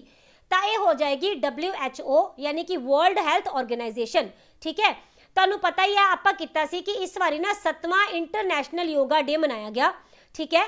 और इसे दिन ही WHO ਦੇ ਨਾਲ ਕੋਲੈਬੋਰੇਸ਼ਨ ਕਰਕੇ जो अपने प्राइम मिनिस्टर है ਇਹਨਾਂ ਨੇ एक एप्लीकेशन ਨੂੰ लॉन्च किया और उस एप्लीकेशन का नाम तुसी याद रख लेना, ये होएगी M योगा, ओके।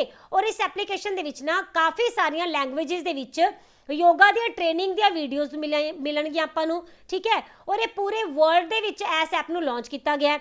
और इहदे नाल ना मोदी जी के अनुसार एक अपना मोटो है किहड़े वाला, वन वर्ल्ड वन हेल्थ, ठीक है। ये वाला जो मोटो है ये भी कंप्लीट होएगा इस ऐप के नाल ही। अगर आप गल करते हैं कि इस बारी जो वर्ल्ड योगा डे मनाया गया इहदा थीम की रखा गया सी, तो यह सीगा योगा फॉर वैलबींग, ओके। ये तो 2021 का थीम है, इहदे नाल तुसीं 2020 का थीम भी याद रखना, ये सीगा yoga at home and yoga with family, okay. और अगर आप गल करते हैं ना योगा डे दी इंटरनेशनल, तो इनू मनाया किहड़े दिन जाता है, 21 जून नूं। और ये पहली बारी मनाया गया सी 2015 दे विच, ओके। और ये तुहानूं पता होएगा कि इंडिया है ना इहदी ही पहल है, क्योंकि यूनाइटेड नेशन जनरल असैंबली दी एक मीटिंग हो रही सी 2014 दे विच, ओके। और उसे दिन ही जो इंडिया के प्राइम मिनिस्टर है नरेंद्र मोदी, इन्होंने अपनी स्पीच दे विच UN नूं एड्रैस करते हुए सजैशन दिता सी कि आपां नूं की करना चाहिए, इंटरनेशनल योगा डे मनाना चाहिए, ठीक है। तो फिर उस तो बाद 2015 तो इनू मनाया जान लग्या। और जो 21 जून है ये वाला दिन क्यों रखा गया है, क्योंकि लॉन्गेस्ट डे हुंदा है पूरे साल का नदरन हैमिसफीयर दे विच, ओके। इस करके इसे दिन नूं ही इंटरनेशनल योगा डे के रूप दे विच मनाया जाता है, ओके। एंड जेडे अपने इस टाइम WHO के नाल ना जो आयुष मिनिस्ट्री है ना, इन्हों भी इस ऐप दे विच शामिल किया गया सी। और जो आयुष मिनिस्टर है इस टाइम उन्होंने कार्यभार किन्ना ने संभालिया होया है, ये है किरण रिजिजू जी, ओके। क्योंकि इन्हों तो पहला जिहड़े मिनिस्टर हुंदे सी शीरत जी, इन्हों का की हो गया सी एक्सीडेंट, इस वास्ते जो इन्हों का कार्यभार इस टाइम किरण रिजिजू जी कोल ही रहेगा। Which country has become the largest recipient of FDI इन 2020, उस देश का नाम दसो जिसने कि फॉरेन डायरैक्ट इन्वेस्टमेंट 2020 दे विच सब तो ज़्यादा पैसा कमाया है, सब तो ज़्यादा रिसीट ली है, ओके। तो इसका आंसर हो जाएगा यूनाइटेड स्टेट्स ऑफ अमेरिका। देखो अमेरिका दे विच ना हाल ही दे विच की बोलिया गया है कि 2020 दे विच सब तो ज़्यादा FDI जो है आई है। हुण FDI की हुंदा है, देखो जदों किसी दूसरे देश की जो कंपनी है वो किसी होर देश दे विच आके अपना बिजनेस एस्टैबलिश करे, अपनी कोई फैक्ट्री लगाए, तो उन्होंने बोलिया जाता है फॉरेन डायरैक्ट इन्वेस्टमेंट, यानी कि उस कंपनी ने डायरैक्ट आके पैसा इत्थे इन्वेस्ट किया और इत्थे अपना जो आउटलैट है उन्होंने एस्टैबलिश किया, ओके। और अगर आप गल करते हैं जो ये वाली रिपोर्ट आई है जिन्हें विच USA पहले नंबर पर है, उन्हें विच दूसरे नंबर पर किहड़ा देश हो जाएगा, ये है चाइना, ओके। एंड जो अपना इंडिया है ना इनका किनवा रैंक आया, ये आया 5th रैंक, ओके। हुण ये जो इन्वेस्टमेंट रिपोर्ट है ये आई किंदे वल्लों, ये आई है UNCTAD वल्लों, ऑलराइट। और इनू बोलिया जाता है वर्ल्ड इन्वेस्टमेंट रिपोर्ट 2021 दी आई है, ओके। और इहदे विच ना तुसीं एक चीज़ होर याद रख लेना, जो FDI हुंदा है ये ना 2 टाइप्स दी हुंदी है, ओके। इहदे विच एक तो आ जाती है होरिजोंटल एंड एक आ जाती है वर्टिकल। होरिजोंटल का मतलब की होंदा है, सिंपल लैंग्वेज समझ लो कि अगर आप मान लो कोई भी नवी कंपनी खोलनी है, किसी कंपनी ने अपने देश में आके या फिर अपनी कंपनी किसी होर देश में जाके अगर तो न्यू कंपनी एस्टैबलिश कर दी है तो फिर तो उन्होंने मन्निया जाता है होरिजोंटल, ओके।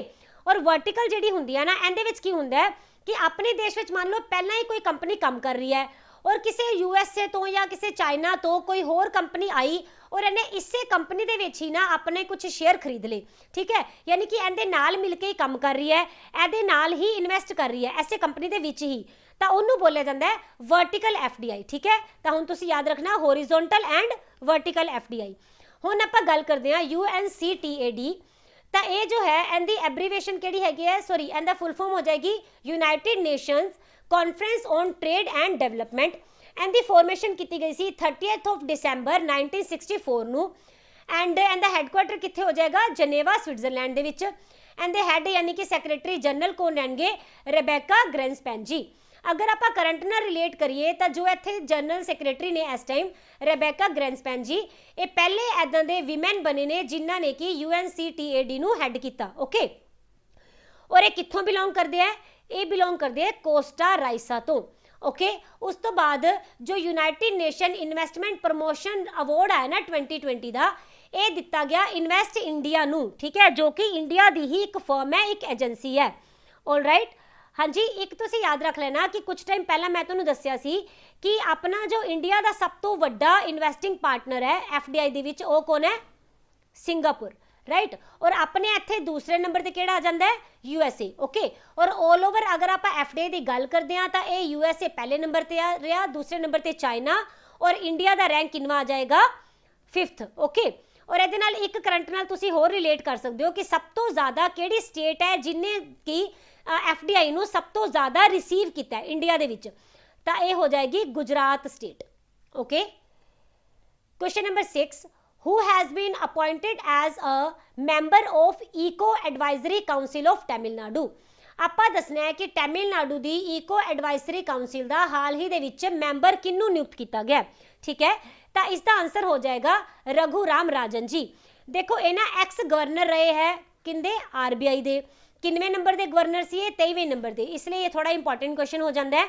और ये ना ये चीफ फाइनैंशियल एडवाइजर भी रहे हैं 2012-13 ਦੇ ਵਿੱਚ गवर्नमेंट ऑफ इंडिया ਦੇ। ਇਹਨਾਂ ने एक बुक लिखी सी जिसका नाम है द थर्ड पिलर। ਇਹਨੂੰ काफ़ी बार पेपर ਦੇ ਵਿੱਚ ਪੁੱਛਿਆ ਜਾਂਦਾ है, इसलिए ਤੁਸੀਂ ਇਹਨੂੰ याद रखना, ओके। और ਇਹਨਾਂ ਨੂੰ ही हाल ही ਦੇ ਵਿੱਚ ना तमिलनाडु ਦੇ ਵਿੱਚ इको एडवाइजरी काउंसिल है ਜਿਹੜੀ ਉਹਦੇ ਵਿੱਚ ਇਹਨਾਂ ने एज अ मैंबर ਇਹਨਾਂ ਨੂੰ ਨਿਯੁਕਤ ਕੀਤਾ ਗਿਆ। अगर आप तमिलनाडु ਨੂੰ देखते हैं, इनकी कैपिटल हो जाएगी चेन्नई, राइट। एंड इहदे विच जो गवर्नर हैगे आ वो कौन ने? बनवारी लाल पुरोहित जी। चीफ मिनिस्टर रहणगे MK Stalin ji, okay. And current नाल रिलेट करिए तो दूसरा नैशनल वाटर अवॉर्ड जो है ना उहदे विच टॉप किया तमिलनाडु ने ही। उसदे नाल 100% टैक्स एग्जैम्पशन इन्हें बोली किन्ना नू? ई वहीकल नू, ठीक है, यानी कि इलैक्ट्रॉनिक वहीकल नू। और आप पहला ही किया होया है कि जो दिल्ली है वो भी इदां दी ही यूटी बनी है जिन्हें बोलिया है कि ई वहीकल के उपर असीं तुहानूं बिल्कुल टैक्स एग्जैम्पशन देवांगे, यानी कि किसी भी तरह का टैक्स नहीं लगाया जाएगा, ओके। और इत्थे ही आई सी smart black board scheme. Then इन्हें टॉप किया गुड गवर्नेंस इंडेक्स के विच भी। और ओला जो है इन्हें पहला ई स्कूटर फैक्ट्री जो कि पूरे वर्ल्ड की सब तो वड्डी फैक्ट्री है, ये भी इत्थे दी ही जो जगह है ना तमिलनाडु दे विच ही फैक्ट्री एस्टैबलिश की जा रही है, ओके। और इस दे नाल याद रखोगे कि इत्थे दे एक बच्चा है, यानी कि लड़की ने, उन्हां दा नाम है M नेथरा जी। इन्हां नूं गुडविल एंबेसडर बनाया गया सी किंदे वल्लों? United Nation Association for Development and Peace वल्लों, ठीक है।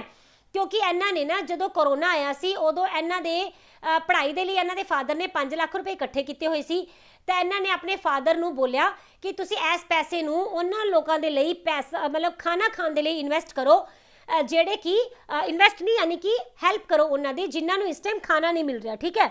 तो इसे करके इन्हां नूं फिर गुडविल एंबेसडर बनाया गया सी, alright. Which state government has launched मुख्यमंत्री उद्यमी योजना? उस स्टेट का नाम दसो जिसने कि हाल ही दे विच मुख्यमंत्री उद्यमी योजना जो है इनू लॉन्च किया। ये हो जाएगी बिहार, ओके। इस योजना दे विच बिहार गवर्नमेंट ने की बोलिया हुआ है कि ये योजना आएगी SC एंड ST वर्ग के लिए, और इन्हां दे लई ही स्पैशल इन्हां नूं स्टार्ट किया गया। इनके अंतर्गत सरकार की करेगी, कोई छोटे मोटे मान लो उद्योग स्थापित करने हैं तो उनके लिए 10 लाख रुपए की जो वित्तीय मदद देगी, जिदे विच 5 लाख रुपए जो है ये तो दिता जाएगा एज अ लोन ही, ओके। और जो 5 लाख है वो दिता जाएगा गवर्नमेंट ऑफ तमिलनाडु वालों ही। पर ये याद रखना कि जो विमेन है ना इन्हां ने वापस करना होएगा सिर्फ ये वाला 5 लाख का लोन, जो बाकी है उन्होंने पूरा वापस करना होएगा, ओके। और ये विच ना 102 करोड़ रुपए का बजट रखा गया है, राइट। और ये इन्होंने उम्र कितनी निर्धारित की है कि जेडे भी लोग 18 साल तो लैके 50 साल तक की उम्र के होणगे वो इनका लाभ लै सकणगे। और ये शर्त की रखी गई है कि जो लाभार्थी है ना उन्हें या तो +2 की होवे या इंटरमीडिएट की होवे या फिर IIT या पॉलीटैक्निकल का कोई डिप्लोमा इन्हां विचों कोई पढ़ाई नूं पूरा किया होवे तां ही उन्हां नूं बिजनेस एस्टैबलिश करने के लिए 10 लाख रुपए का लोन प्रोवाइड किया जाएगा बिहार गवर्नमेंट वालों, ओके। और ये नाल ना औरतों के लिए जी स्पैशल स्कीम लियांदी गई, क्योंकि ना इन्होंने की किया बिहार की जी वाली स्कीम है ना मुख्यमंत्री उद्यमी योजना, इन्होंने ना एक्सटेंड किया, ओके। इन्होंने इस बार शामिल किया पहली गल तो युवा लोगों को, ठीक है। दूसरा शामिल किया महिलावां भी, ओके। और महिलावां के लिए ये लैके केड़ी आया है CM महिला उद्यमी योजना, ओके। और दूसरी CM युवा उद्यमी योजना, ਰਾਈਟ। ਉਹ ਜਿਹੜੀਆਂ ਮਹਿਲਾਵਾਂ ਹੈ, ਮੈਂ ਤੁਹਾਨੂੰ ਜਿਵੇਂ ਪਹਿਲਾਂ ਹੀ ਦੱਸਿਆ ਕਿ ਇਹਨਾਂ ਨੇ 5 ਲੱਖ ਰੁਪਏ ਵਾਪਸ ਕਰਨੇ ਹੋਣਗੇ 10 ਲੱਖ ਦੀ ਰਾਸ਼ੀ ਦੇ ਵਿੱਚੋਂ। ਅਗਰ ਆਪਾਂ ਗੱਲ ਕਰਦੇ ਹਾਂ ਕਰੰਟ ਅਫੇਅਰ ਦੀ, ਤਾਂ ਜੋ ਡਿਜੀਟਲ ਇੰਡੀਆ ਅਵਾਰਡ ਹੈ ਉਹ ਕਿਹਨੂੰ ਮਿਲਿਆ? ਬਿਹਾਰ ਨੂੰ। ਇੱਥੇ ਨਾ 2 ਗ੍ਰੀਨ ਸਿਟੀਜ਼ ਜੋ ਹੈ ਇਹ ਵੀ ਐਸਟੈਬਲਿਸ਼ ਕੀਤੀਆਂ ਜਾਣਗੀਆਂ। ਓਕੇ, ਇੱਕ ਤਾਂ ਹੋਏਗੀ ਰਾਜਗੀਰ ਐਂਡ ਦੂਸਰੀ ਹੋ ਜਾਏਗੀ ਬੋਧ ਗਇਆ, ਔਰ ਇੰਡੀਆ ਦੀਆਂ ਪਹਿਲੀਆਂ ਐਦਾਂ ਦੀਆਂ ਗ੍ਰੀਨ ਸਿਟੀਜ਼ ਹੋਣਗੀਆਂ। ਇੱਥੇ ਹੀ ਬੋਧ ਗਇਆ ਦੇ ਵਿੱਚ ਨਾ ਰਿਕਲਾਈਨਿੰਗ ਬੁੱਧਾ ਦਾ ਇੱਕ ਸਟੈਚੂ ਬਣਾਇਆ ਜਾਏਗਾ। ਰਿਕਲਾਈਨਿੰਗ ਬੁੱਧਾ ਮਤਲਬ ਲੇਟੀ ਹੋਈ ਪ੍ਰਤਿਮਾ। ਓਕੇ, ਔਰ ਇੱਥੇ ਨਾ ਦਿੱਤੇ ਗਏ GI ਟੈਗ ਇੱਕ ਤਾਂ ਜਰਦਾਲੂ ਆਮ ਨੂੰ ਐਂਡ ਸ਼ਾਹੀ ਲੀਚੀ ਨੂੰ। ਇੱਥੇ ਜਲ ਕਰੋ ਕੈਂਪੇਨ ਨੂੰ ਐਸਟੈਬਲਿਸ਼ ਕੀਤਾ ਗਿਆ, ਔਰ ਜਲ ਕਰੋ ਕੈਂਪੇਨ ਦੇ ਵਿੱਚ ਇਹਨਾਂ ਨੇ ਕੀ ਬੋਲਿਆ ਕਿ ਜਿੰਨੀਆਂ ਵੀ ਇੱਥੇ ਦੀਆਂ ਵਾਟਰ ਬੋਡੀਜ਼ ਹੈ ਇਹਨਾਂ ਦੀ ਕੀ ਕੀਤੀ ਜਾਏਗੀ? ਜੀਓ ਮੈਪਿੰਗ ਕੀਤੀ ਜਾਏਗੀ। ਓਕੇ, ਔਰ ਇੱਥੇ ਇਹਨਾਂ ਨੇ ਇੱਕ ਰੈਜ਼ੋਲੂਸ਼ਨ ਲੈ ਕੇ ਆਇਆ ਹੈ ਕਿ ਐਦਾਂ ਦਾ ਸੈਂਸਸ ਕੀਤਾ ਜਾਏਗਾ ਜੋ ਕਿ ਕਾਸਟ ਬੇਸ ਹੋਏਗਾ। ਹਾਲੇ ਰੈਜ਼ੋਲੂਸ਼ਨ ਆਇਆ, ਦੇਖੋ ਇਸ ਤੋਂ ਬਾਅਦ ਸੈਂਟਰ ਇਹਦੇ ਬਾਰੇ ਕੀ ਬੋਲਦੀ ਹੈ। ਔਰ ਇੱਥੇ ਹੀ ਜਲ ਜੀਵਨ ਹਰਿਆਲੀ ਕੈਂਪੇਨ ਨੂੰ ਐਸਟੈਬਲਿਸ਼ ਕੀਤਾ ਗਿਆ, ਔਰ ਐਸੇ ਦਿਨ ਨਾ ਇੱਥੇ ਨਾ ਇੱਕ ਰਿਕਾਰਡ ਬਣਾਇਆ ਗਿਆ ਸੀਗਾ ਕਿ ਟੋਟਲ 18,034 ਕਿਲੋਮੀਟਰ ਲੰਬੀ ਇੱਕ ਹਿਊਮਨ ਚੇਨ ਬਣਾਈ ਗਈ ਸੀ। ਠੀਕ ਹੈ, ਔਰ ਇਹਦੇ ਵਿੱਚ ਨਾ Guinness book of world record ਦੇ ਵਿੱਚ ਇਹਦਾ ਨਾਮ ਆਇਆ। ਔਰ ਪਹਿਲੀ ਵਾਰੀ ਐਥੇਨੋਲ ਪਾਲਿਸੀ ਇੱਥੇ ਲਾਗੂ ਕੀਤੀ ਗਈ, ਔਰ ਇਹਨੇ ਨਾ ਹੁਣੇ ਹੀ ਬੈਨ ਕਰ ਦਿੱਤਾ ਹੈ ਸਿੰਗਲ ਯੂਜ਼ ਪਲਾਸਟਿਕ ਨੂੰ। ਅਗਰ ਆਪਾਂ ਕੈਪੀਟਲ ਦੇਖਦੇ ਹਾਂ ਬਿਹਾਰ ਦੀ, ਇਹ ਹੋ ਜਾਏਗੀ ਪਟਨਾ। ਦੈਨ ਇੱਥੇ ਦੇ ਗਵਰਨਰ ਹੋ ਜਾਣਗੇ ਫਾਗੂ ਚੌਹਾਨ ਜੀ, ਚੀਫ ਮਿਨਿਸਟਰ ਰਹਿਣਗੇ Nitish Kumar ji. Which book is authored by Amitabh Ghosh recently? ਉਸ ਕਿਤਾਬ ਦਾ ਨਾਮ ਦੱਸੋ ਜਿਸ ਨੂੰ ਕਿ ਅਮਿਤਾਭ ਘੋਸ਼ ਨੇ ਹਾਲ ਹੀ ਦੇ ਵਿੱਚ ਲਿਖਿਆ ਹੈ। ਠੀਕ ਹੈ, ਤਾਂ ਇਹ ਹੋ ਜਾਏਗੀ the nutmeg's curse parables for a planet in crisis. ਅਗਰ ਆਪਾਂ ਬਾਕੀ 3 ਆਪਸ਼ਨਸ ਦੀ ਗੱਲ ਕਰਦੇ ਹਾਂ ਤਾਂ ਇਹ ਜੋ ਫਸਟ ਦਿੱਤਾ ਹੈ all time favourite for children, ਇਹ ਹੋ ਜਾਏਗੀ ਰਸਕਿਨ ਬੌਂਡ ਦੀ। Then Sikkim a history of intrigue and alliance, ਇਹ ਕਿਹਨਾਂ ਨੇ ਲਿਖੀ ਹੈ? ਇਹ ਹੈ ਪ੍ਰੀਤ ਮੋਹਨ ਸਿੰਘ ਮਲਿਕ ਜੀ। ਠੀਕ ਹੈ, ਸੱਚ कहूं तो, ਇਹ ਬੁੱਕ ਕਿਹਨਾਂ ਨੇ ਲਿਖੀ ਹੈ? ਇਹ ਹੈ ਨੀਨਾ ਗੁਪਤਾ ਜੀ। ਆਲਰਾਈਟ, ਇਹ ਤਿੰਨੋਂ ਬੁੱਕਸ ਵੀ ਇੰਪੋਰਟੈਂਟ ਰਹਿਣਗੀਆਂ। ਹਾਂਜੀ, Haryana government has announced to open a paragliding club in the name of which player? ਹਾਲ ਹੀ ਦੇ ਵਿੱਚ ਨਾ ਹਰਿਆਣਾ ਸਰਕਾਰ ਨੇ ਅਨਾਉਂਸ ਕੀਤਾ ਹੈ ਕਿ ਇੱਕ ਪੈਰਾਗਲਾਈਡਿੰਗ ਕਲੱਬ ਜੋ ਹੈ ਇਹ ਬਣਾਉਣਗੇ, ਤਾਂ ਇਹ ਦੱਸਣਾ ਹੈ ਕਿ ਕਿਹੜੇ ਪਲੇਅਰ ਦੇ ਨਾਮ ਦੇ ਉੱਪਰ ਇਹ ਬਣਾਇਆ ਜਾਏਗਾ। ਇਸ ਦਾ ਆਨਸਰ ਹੋ ਜਾਏਗਾ ਮਿਲਖਾ ਸਿੰਘ ਜੀ। ਠੀਕ ਹੈ, ਔਰ ਇਹ ਜੋ ਪੈਰਾਗਲਾਈਡਿੰਗ ਕਲੱਬ ਹੈ ਇਹ ਮੋਰਨੀ ਦੇ ਵਿੱਚ ਬਣਾਇਆ ਜਾਏਗਾ। ਠੀਕ ਹੈ, ਇਹ ਵੀ ਤੁਸੀਂ ਯਾਦ ਰੱਖਣਾ। ਐਂਡ ਇੱਥੇ ਨਾ ਜਿਹੜੀਆਂ ਵੀ ਸਟੇਟਸ ਹੋਣਗੀਆਂ ਨਾ, ਉੱਥੇ ਦੇ ਜੋ ਯੂਥ ਹੈ ਉਹਨਾਂ ਨੂੰ ਪੈਰਾਗਲਾਈਡਿੰਗ ਦੀ ਟ੍ਰੇਨਿੰਗ ਦਿੱਤੀ ਜਾਏਗੀ। ਆਪਾਂ ਨੂੰ ਸਭ ਨੂੰ ਪਤਾ ਹੈ ਕਿ ਹਾਲ ਹੀ ਦੇ ਵਿੱਚ ਮਿਲਖਾ ਸਿੰਘ ਜੀ ਦੀ ਡੈਥ ਹੋਈ ਸੀ, ਜਿਨ੍ਹਾਂ ਨੂੰ ਕਿ ਫਲਾਈਂਗ ਸਿੱਖ ਵੀ ਬੋਲਿਆ ਜਾਂਦਾ ਹੈ।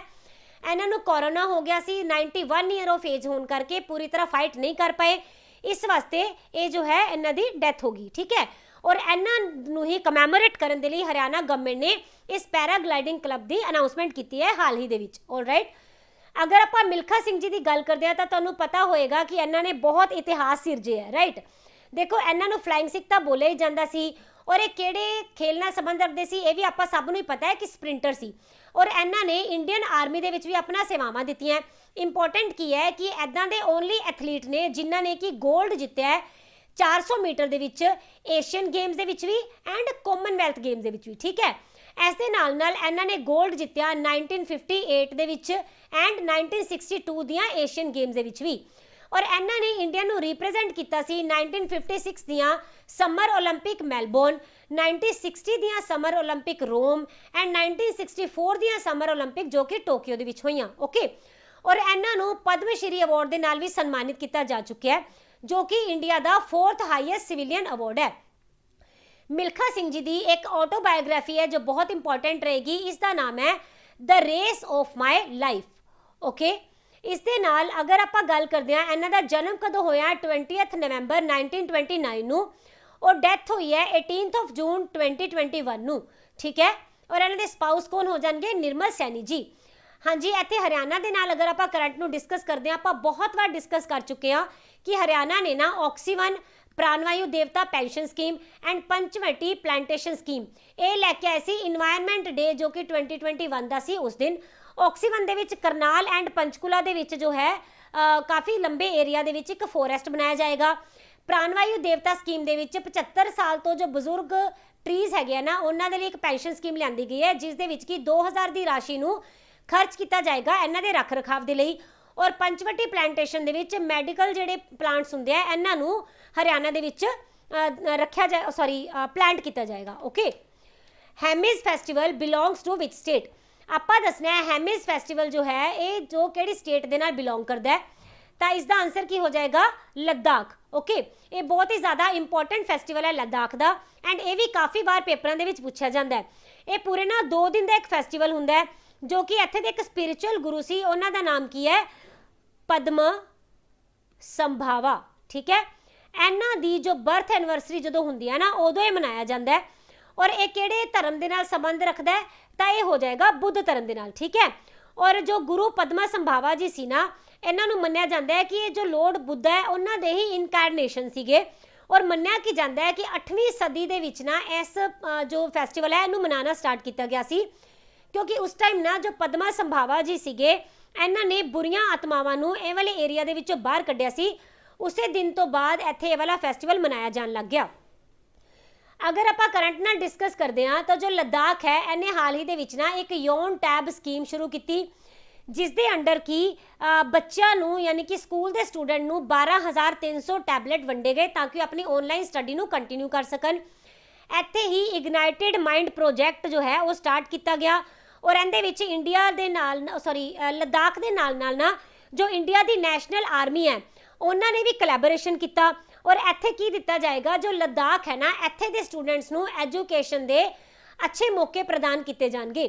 ਔਰ WHO ਜੋ ਹੈ ਇਹਨੇ ਹਾਲ ਹੀ ਦੇ ਵਿੱਚ ਨਾ ਆਪਣਾ ਇੱਕ ਮੈਪ ਜਾਰੀ ਕੀਤਾ, ਜਿਸ ਦੇ ਵਿੱਚ ਨਾ ਇਹਨੇ ਕੀ ਕੀਤਾ? ਲੱਦਾਖ ਐਂਡ J&K ਦਾ ਜੋ ਏਰੀਆ ਹੈ ਇਹਨੂੰ ਨਾ ਇੰਡੀਆ ਤੋਂ ਅਲੱਗ ਦਿਖਾ ਦਿੱਤਾ ਬਾਹਰ ਵੱਲ ਨੂੰ। ਠੀਕ ਹੈ, ਜਦੋਂ ਕਿ ਇਹ ਬਹੁਤ ਗਲਤ ਸੀ, ਇਹਦੇ ਬਾਰੇ ਇੰਡੀਆ ਨੇ ਆਬਜੈਕਸ਼ਨ ਨਹੀਂ ਲਿਆ ਸੀ। ਓਕੇ, ਉਸ ਤੋਂ ਬਾਅਦ ਇੰਡੀਆ ਦਾ ਮੈਟੀਰੀਓਲੋਜੀਕਲ ਸੈਂਟਰ ਜੋ ਹੈ ਇਹ ਵੀ ਕਿੱਥੇ ਸਥਾਪਿਤ ਕੀਤਾ ਗਿਆ? ਲੱਦਾਖ ਦੇ ਵਿੱਚ ਹੀ। ਔਰ ਇੱਕ ਨਾ ਅਟਲ ਟਨਲ ਹੈ ਜੋ ਕਿ ਹਿਮਾਚਲ ਪ੍ਰਦੇਸ਼ ਦੇ ਵਿੱਚ ਬਣ ਰਹੀ ਹੈ, ਔਰ ਇਹ ਵਰਲਡ ਦੀ ਲੌਂਗੈਸਟ ਹਾਈ ਐਲਟੀਟਿਊਡ ਦੀ ਟਨਲ ਹੈ। ਇਹਦੀ ਜੋ ਲੰਬਾਈ ਹੈ ਇਹ ਹੈਗਾ 9.02 ਕਿਲੋਮੀਟਰ। ਔਰ ਇਹ ਨਾ ਜੋ ਲੱਦਾਖ ਦਾ ਹੈ ਲੇ ਏਰੀਆ, ਇਹਨੂੰ ਜੋੜੇਗੀ ਕਿਹਦੇ ਨਾਲ? ਮੋਹਾਲੀ ਦੇ ਨਾਲ। ਓਕੇ, ਔਰ ਲੱਦਾਖ ਦੇ ਵਿੱਚ 2 ਹੀ ਡਿਸਟ੍ਰਿਕਟ ਆਣਗੇ, ਇੱਕ ਕਾਰਗਿਲ ਔਰ ਦੂਸਰਾ ਕਿਹੜਾ ਹੋ ਜਾਏਗਾ? ਲੇ। All right, India and America launched a task force for which field recently। ਆਪਾਂ ਦੱਸਣਾ ਹੈ ਕਿ ਇੰਡੀਆ ਐਂਡ ਅਮਰੀਕਾ ਨੇ ਹਾਲ ਹੀ ਦੇ ਵਿੱਚ ਨਾ ਇੱਕ ਟਾਸਕ ਫੋਰਸ ਦਾ ਗਠਨ ਕੀਤਾ ਹੈ। ਇਹ ਕਿਹੜੀ ਫੀਲਡ ਦੇ ਨਾਲ ਸੰਬੰਧਿਤ ਹੈ? ਠੀਕ ਹੈ, ਇਸ ਦਾ ਆਨਸਰ ਹੋ ਜਾਏਗਾ ਹਾਈਡਰੋਜਨ ਟਾਸਕ ਫੋਰਸ। ਅਰਥ ਨੂੰ ਕਲੀਨ એનર્ਜੀ ਦੇ ਵਿੱਚ ਹੋਰ ਪੁਸ਼ ਕੀਤਾ ਜਾ ਸਕੇ, ਇਸ ਲਈ ਇਸ ਟਾਸਕ ਫੋਰਸ ਨੂੰ ਇੰਡੀਆ ਐਂਡ USA ਦੋਨਾਂ ਨੇ ਮਿਲ ਕੇ ਲਾਂਚ ਕੀਤਾ ਹੈ। ਇਹਨਾਂ ਨੂੰ ਸਾਈਨ ਕੀਤਾ ਗਿਆ ਅਮਰੀਕਾ ਦਾ department of energy and India ਦੀ ministry of new and renewable energy ਵੱਲੋਂ। ਠੀਕ ਹੈ, ਇਹਦੇ ਵਿੱਚ ਨਾ ਇੱਕ ਹੋਰ ਪਾਰਟ ਨੂੰ ਵੀ ਨਾਲ ਹੀ ਜੋੜਿਆ ਗਿਆ, ਕਿਸ ਨੂੰ?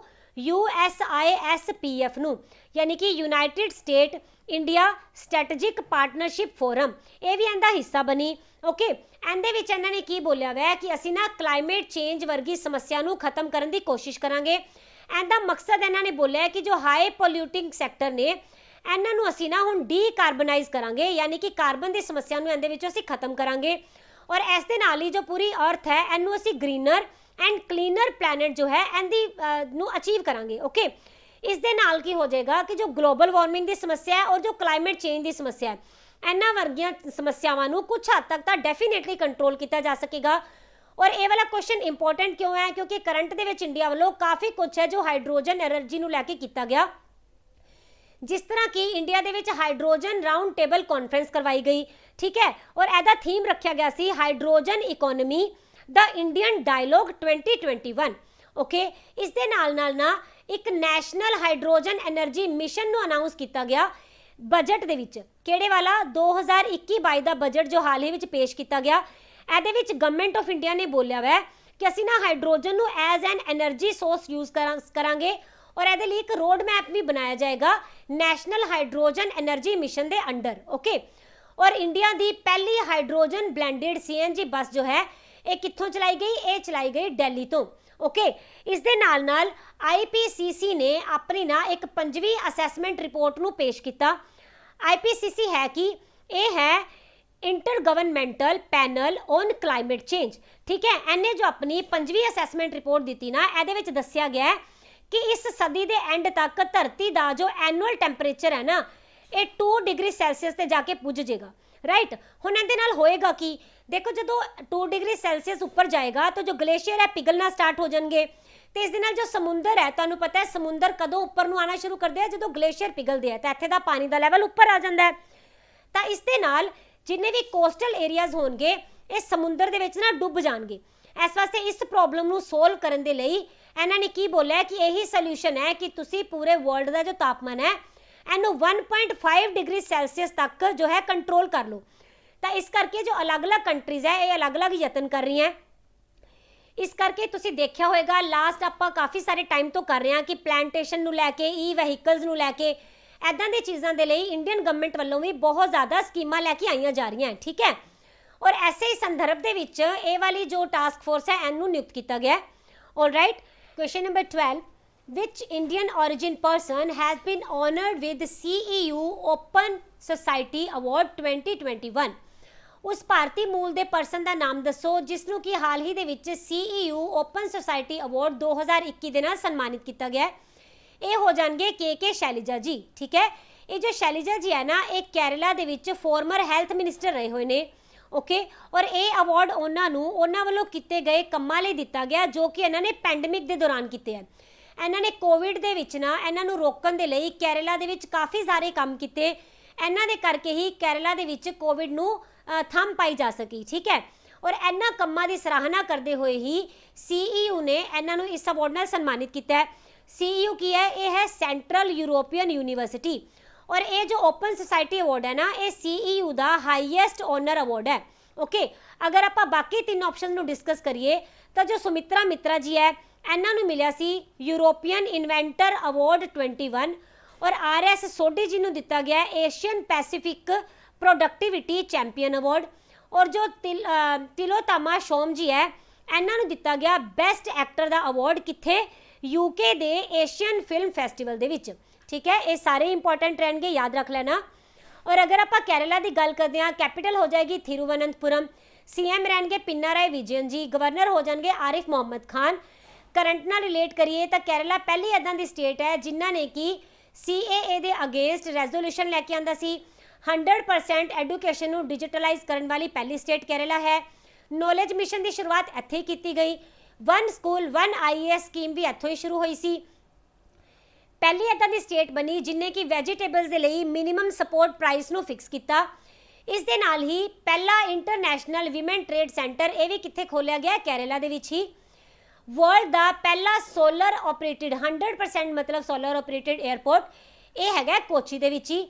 ਔਰ ਇੰਡੀਆ ਦੇ ਯੰਗੈਸਟ ਮੇਅਰ ਬਣੇ ਨੇ ਆਰਿਆ ਰਾਜੇਂਦਰਨ ਜੀ, ਇਹ ਵੀ ਕੇਰਲਾ ਦੀ ਕੈਪੀਟਲ ਥਿਰੂਵਨੰਤਪੁਰਮ ਤੋਂ ਹੀ ਬਿਲੋਂਗ ਕਰਦੇ ਨੇ, okay. Who became the IAF first women fighter pilot from J&K? ਆਪਾਂ ਦੱਸਣਾ ਹੈ ਜੰਮੂ ਐਂਡ ਕਸ਼ਮੀਰ ਤੋਂ ਪਹਿਲੇ ਔਰਤ ਦਾ ਨਾਮ ਜਿਨ੍ਹਾਂ ਨੂੰ ਕਿ IAF ਦੇ ਵਿੱਚ ਨਾ फाइटर पायलट नियुक्त किया गया और जम्मू एंड कश्मीर के पहले विमेन पायलट होंगे, ओके। इसका आंसर हो जाएगा माविया सुदन जी, ठीक है। इन्हें इंडियन एयरफोर्स के बतौर फाइटर पायलट जो है शामिल होने वाले J&K के पहले महिला बन गए हैं।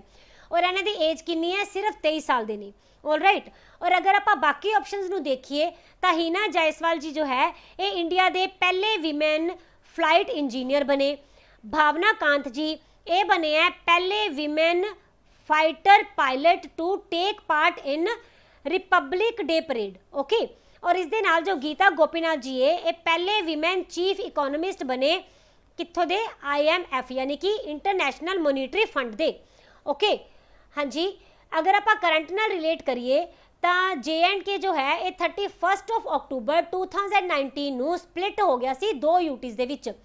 एक तो बन गई J&K एंड दूसरी हो गई सी लद्दाख, ओके। और वर्ल्ड का हाईएस्ट ब्रिज जिसका नाम है चेनाब ब्रिज इनू भी कित्थे बनाया जा रहा है? J&K दे विच ही। और J&K दे विच GI टैग दिता गया गुच्ची मशरूम नू। और इत्थे ना एक सेहत स्कीम चलाई गई जिहदे विच कि 5 लाख का कैशलैस मैडिकल ट्रीटमेंट दिता जाएगा। कैपिटल की गल करिए तो हो जाएगी श्रीनगर एंड जम्मू एंड कश्मीर। और इत्थे दे LG कौन रहणगे? मनोज सिन्हा जी। और मनोज सिन्हा जी तो पहला ना इत्थे दे जो LG सी उन्हां दा नाम सीगा GC मुर्मू। और तुहानूं पता होएगा हुण GC मुर्मू जी की बन गया अपने कैग, ओके, यानी कि कंट्रोलर ऑडिटर जनरल, ठीक है। Which campaign has been launched by centre government for covid vaccination? आपां दसना है हाल ही दे विच ना सेंटर गवर्नमेंट ने एक कैंपेन लॉन्च किया है किस दे लई? कोविड की वैक्सीनेशन दे लई। उसका नाम की होएगा? ठीक है, तो यह हो जाएगा जान है तो जहान है। इस नूं किहड़ी मिनिस्ट्री ने लॉन्च किया? मिनिस्ट्री ऑफ माइनॉरिटी अफेयर्स वालों इहनूं लॉन्च किया गया। इहदा मकसद की है कि लोगों के विच जो कोरोना की वैक्सीनेशन है ना, यानी इहदा जो टीकाकरण है उनके लिए अवेयरनेस फैलाई जा सके। ओके, और अपने जो मिनिस्ट्री ऑफ माइनॉरिटी अफेयर्स ये कौन हो जाएंगे? ये रहनगे अब्बास नकवी जी। पूरा नाम हो जाएगा मुख्तार अब्बास नकवी। ऑलराइट, और इन्हों ने ही शुरुआत की सी यूपी की एक जगह है जिसका नाम है रामपुरा। ठीक है, इत्थों जान है तो जहान है नाम की शुरुआत की गई। और सेंट्रल गवर्नमेंट की कह रही है कि जो लोगों के विच ना कोविड की वैक्सीनेशन नूं लैके कुछ मिथ्स है, गलत फहमियां, ठीक है, और कुछ ऐदा के अंसर है जो कि अफवाह फैला रहे हैं कि ये वाली जो मतलब दवाई है, वैक्सीनेशन है, ये सही नहीं है ना हेल्थ के लिए। तो ऐदा की अफवाहों नूं ही कंट्रोल करने के लिए इस मिशन की शुरुआत की गई है। ओके, और ये विच ना हेल्प ली जाएगी NGOs की, और इस दे नाल हेल्प ली जाएगी एजुकेशनल इंस्टीट्यूट्स दे भी, ताकि अवेयरनेस फैलाई जा सके लोगों के विच कोविड की वैक्सीन नूं लैके। Alright, who has been selected as batsman of 21st century. आपां दसना है कि 21वीं सदी का बेस्ट बैट्समैन जो है किन्हां नूं चुनिया गया? ये हो जाएंगे सचिन तेंदुलकर जी। अगर आप बाकी ऑप्शंस देखिए तो जो विनोद मैनकन जी है, इन्हों हाल ही दे आपां कीता सी कि ICC हॉल ऑफ फेम दे विच शामिल किया गया। जो विराट कोहली जी है, इन्हों फोर्ब्स ने जो कमाई की लिस्ट कड्डी सी ना कि सब तो ज़्यादा महंगे प्लेयर किहड़े है, सब तो ज़्यादा कमाई करने वाले, तो टॉप 100 दे विच ना ओनली क्रिकेटर किहड़े आए सीगे? विराट कोहली जी। ओके, और ये जो स्टीव स्मिथ जी है, ये ICC दे men's test cricketer of the decade चुने गए हैं। ऑलराइट, हुण आपां गल कर लैंदे आ ICC दी एंड BCCI दी। जो ICC है ना, यानी कि इंटरनेशनल क्रिकेट काउंसिल, इनका पहला नाम हुंदा सी इंपीरियल क्रिकेट कॉन्फ्रेंस। ये 1909 तो लैके 1965 तक यही नाम तो जानी गई। फिर इनका नाम हो गया इंटरनेशनल क्रिकेट कॉन्फ्रेंस 1965 तो लैके 1989 तक। उस तो बाद हुण इहनूं जानिया जाता है इंटरनेशनल क्रिकेट काउंसिल के नाम तो। इनकी फॉर्मेशन की गई सी 15 जून 1909 नूं। ठीक है, हैडक्वार्टर हो जाएगा दुबई UAE दे विच। ठीक है, और उस दे नाल जो इनके मैंबर है 105 कंट्रीज। दैन इनकी ऑफिशियल लैंग्वेज हो जाएगी इंग्लिश। चेयरमैन रहेंगे ग्रेग बैसले जी। डिप्टी चेयरमैन हो जाएंगे इमरान खवेजा एंड CEO हो जाएंगे कौन? मनु स्वानी जी। ओके, और हुण आपां गल करते हैं BCCI दी। इनकी जुडिसडिक्शन यानी कि किहड़ी इदां दी मिनिस्ट्री है जिंदे अंडर ये आएगा? ये आएगी ministry of youth affairs and sports government of India. इनू फाउंड किया गया 1928 दे विच, और इनू एफिलेशन किंदे वालों दी गई है? इंटरनेशनल क्रिकेट काउंसिल वालों। ठीक है, और इनू एफिलेशन मिली सी 31 मई 1926 नूं। ऑलराइट, और इस दे नाल तुसीं याद रखोगे कि इनका जो हैडक्वार्टर है ये है वानखेड़े स्टेडियम ही। ऑलराइट, इनकी जो लोकेशन है ये कित्थे मिलेगी? मुंबई महाराष्ट्र। प्रेसिडेंट हो जाएंगे सौरव गांगुली जी। वाइस प्रेसिडेंट रहेंगे राजीव शुक्ला जी। तो ये सी अज दे सारे ही इंपॉर्टेंट करंट अफेयर्स। अगर सैशन अच्छा लगे तो इनू लाइक जरूर करना एंड अपने स्टडी ग्रुप के शेयर जरूर करना एंड इन्होंने सैशनस नू डेली अटेंड कराया करो, बिकॉज ये हर एक एग्जाम के लिए बहुत ज़्यादा इंपॉर्टेंट नहीं। ठीक है, तो फिर मिलते हैं कल के सैशन के। Till then take care, bye bye.